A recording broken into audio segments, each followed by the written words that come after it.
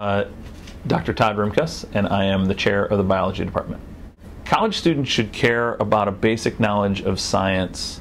It's funny that you should ask me that question today, because I just got out of a lecture where there was a piece of information that I felt was sort of essential to them just living in the world with science, and that is, we talked about the respiratory system, and we talked about carbon monoxide detectors in the end, and how important it is to make sure that you have that and understand all the principles behind it and the fact that it could save your life.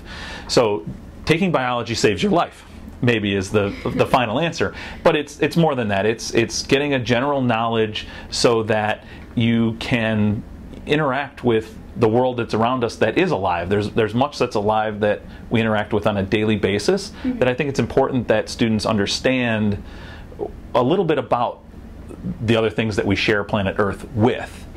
So it becomes a function of somewhere you might want to know something about a sick or ailing cousin, aunt, uncle, mom, dad, grandparent, and having a little bit of knowledge so that you can understand. It might be about yourself too. You might have a heart condition and get a great amount of information that can be, you can get there because you had a foundation in biology. Well, in today's society, there's lots of reasons, many of which I've already mentioned a little bit about disease and sickness, but going into more about disease, we're in a culture where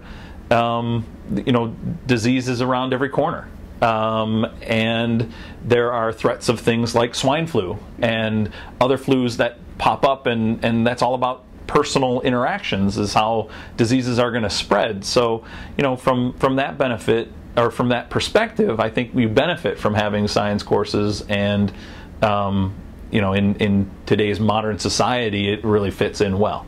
The research that I am currently most involved with is satellite tracking of hawksbill sea turtles. And we want to get a good idea of where these hawksbill sea turtle females go after they lay their eggs. We want to get a feeling for, are they using specific areas that are being heavily fished? And if so, are the fishermen that use those areas protecting the sea turtles by the nets that they use? Identifying some sort of hot spots where these turtles are going to be, and trying to communicate to the fishermen how they can avoid those areas. That's the primary research that I'm involved with right now. It's about preserving a species.